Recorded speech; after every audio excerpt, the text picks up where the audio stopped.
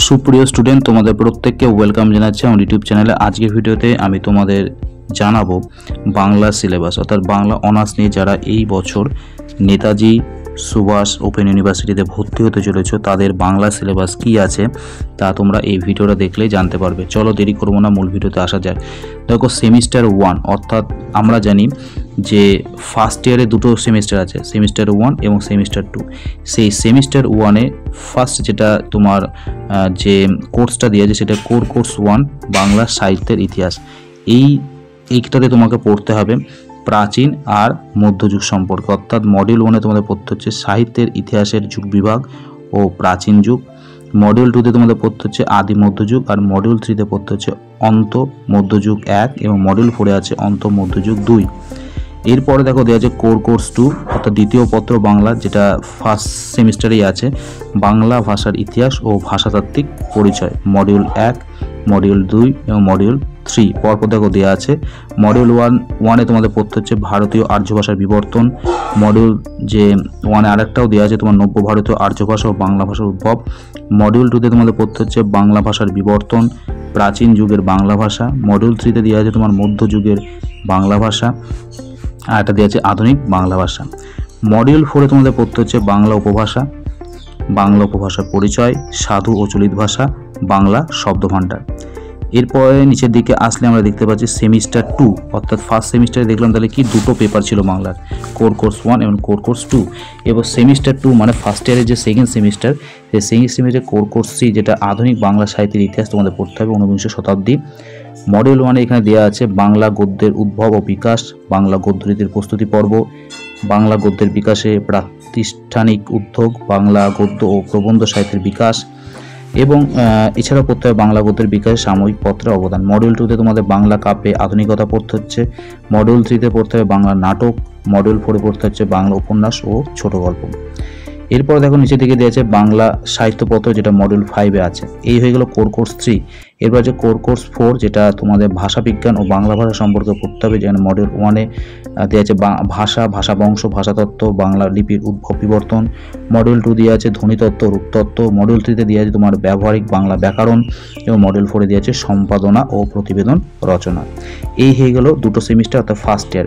এরপর সেকেন্ড ইয়ারের জন্য আরও দুটো সেমিস্টার, যেটা থার্ড সেমিস্টার এবং ফোর্থ সেমিস্টার বলে। এই থার্ড সেমিস্টারে তোমাদের কোর্স 5 যেটা প্রাগাধুনিক বাংলা সাহিত্য, যেখানে তোমাদের পড়তে হবে চর্যাগীতি ও শ্রীকৃষ্ণ কীর্তন মডিউল 1-এ।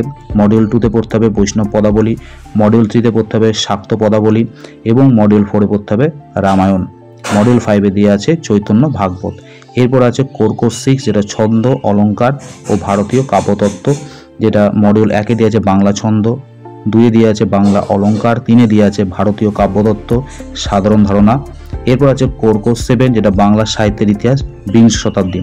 মডিউল 1-এ দিয়ে আছে কাব্য কবিতা, মডিউল 2-তে দিয়ে আছে নাটক ও নাট্যকার সম্পর্কে তোমাদের পড়তে হবে। মডিউল 3-এ দিয়ে আছে কাব্য সাহিত্য, কথা সাহিত্য। মডিউল 4-এ দিয়ে আছে প্রবন্ধ, আর মডিউল 5-এ দিয়ে আছে তোমার সাময়িক পত্র পত্রিকা। এরপর দেখো নিচের দিকে আছে সেমিস্টার 4। সেমিস্টার 4 মানে সেকেন্ড ইয়ারের লাস্ট সেমিস্টার, অর্থাৎ ফার্স্ট ইয়ারে দুটো সেমিস্টার ছিল, first semester second semester. Second ইয়ারের ক্ষেত্রেও দুটো সেমিস্টার, থার্ড সেমিস্টার এবং ফোর্থ সেমিস্টার। ফোর্থ সেমিস্টারে যে কোর্স এই যেখানে বাংলা কথা সাহিত্য সম্পর্কে তোমাদের পড়তে হবে, মডিউল 1-এ দেওয়া আছে যে কোনো একটি পড়তে হবে। দেখো এখানে দেওয়া আছে কপালকুণ্ডলা, ঘরে বাইরে দুটোই, একটা কপালকুণ্ডলা লেখা বঙ্কিমচন্দ্র চট্টোপাধ্যায়ের এবং ঘরে বাইরে যেটা রবীন্দ্রনাথের লেখা, যে কোনো একটা তোমাদের পড়তে হবে। মডিউল 2-তে যে কোনো একটি পড়তে হবে, দেওয়া আছে নিচে দেনা পাওনা, পদ্মা নদীর মাঝি। এবং মডিউল 3-তে দেওয়া আছে রবীন্দ্রনাথ ঠাকুরের ছোট গল্প। মডিউল 4-এ আছে বাংলা ছোট গল্প 1 এবং বাংলা ছোট গল্প 2। এরপর দেওয়া আছে দেখো কোর্স 9 যেটা প্রবন্ধ, রম্য রচনা ও পত্র সাহিত্য। এখানে মডিউল 1-এ তোমাদের যে কোনো দুটি পড়তে হবে, তারপরে মডিউল 2-তেও লেখা যায় যে কোনো দুটি তোমাদের কিন্তু এখান থেকে পড়তে হবে। মডিউল 3-তে তোমাদের রম্য রচনা দেওয়া আছে এবং মডিউল 4-এ দেওয়া আছে পত্র সাহিত্য। এরপর আছে কোর্স 10 অর্থাৎ 10 সাহিত্যের রূপরীতি ও আন্দোলন। আচ্ছা, এইখানে তোমাদের দেখো মডিউল 1-এ পড়তে হবে কাব্য ও নাটক, মডিউল 2-তে পড়তে হবে উপন্যাস ও ছোট গল্প।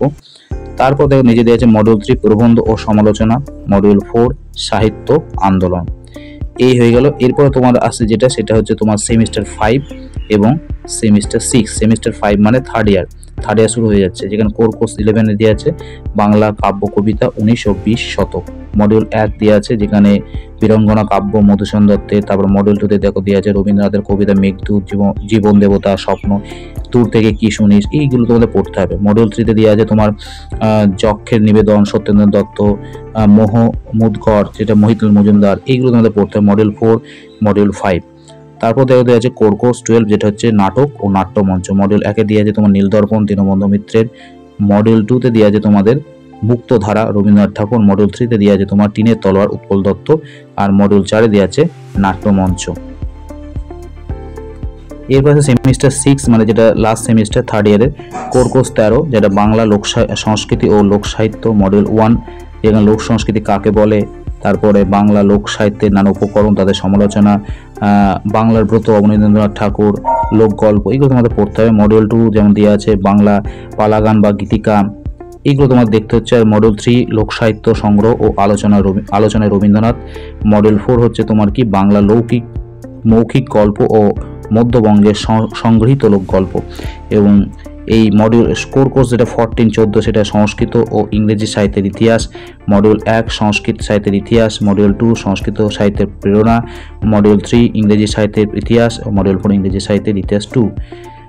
এরপর দেখা দিয়েছে ডিএসই বাংলাদেশের সাহিত্য, ডিএসই 3 বাংলাদেশের সাহিত্য। এখানে মডিউল 1 তোমাদের দেওয়া আছে বাংলাদেশ সাহিত্যের পটভূমি, প্রেক্ষাপট, উপন্যাস পড়তে হবে, বাংলাদেশের গল্প পড়তে হবে। মডিউল 3 তে আছে বাংলাদেশের কবিতা যেগুলো দেওয়া আছে পর্ব পড়তে হবে তোমাদের এগুলো।